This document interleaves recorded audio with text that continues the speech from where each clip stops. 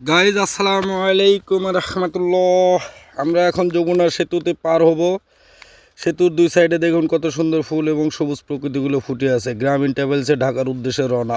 Kobo দিয়েছে গাড়ি 100 মজাই লাগতেছে। তাই সুন্দর করে একটা সামনে যাই আমি আর লোভ সামলাতে পারলাম না, এত সুন্দর লাগতেছিল। তাই একটা ছোট্ট করে ভিডিও করলাম, আপনাদের সাথে শেয়ার করলাম। দেখুন কীরকম লাগে। সোনার গাছে রূপার পাতা, ভুলিও না আমার কথা, টাকা পয়সা কয়েকদিন, ভালোবাসা থাকবে চিরদিন।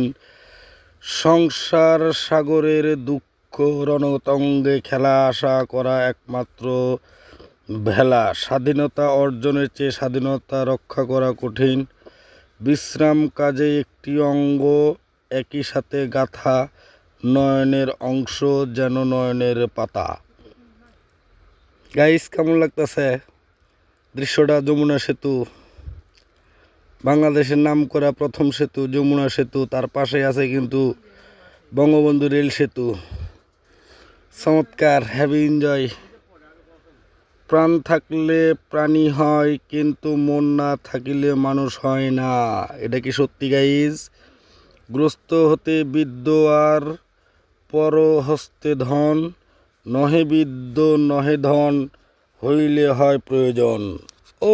সবুজ প্রকৃতি যমুনা সেতুর পার দিয়ে, মানে যমুনা নদীর পার ঘিসে চরের উপরে যে সবুজ ঘাস প্রকৃতি। এই যে যমুনা রেল সেতু, কাজ অধিকাংশ শেষের দিকে, এখন উদ্বোধন হয়ে গেছে। আমি ভিডিওটা অনেক দিন আগেই করেছিলাম, কিন্তু ভিডিওটার কথা আমি ভুলেই গিয়েছিলাম আপলোড করব। তাই আজকে খুঁজতে খুঁজতে ফকাত করে পেয়ে গেলাম, তাই ফকাত করে ভিডিওটা আপলোড করে দিলাম আপনাদের জন্য। দেখুন একটু ভালো করে মনোযোগ সহ।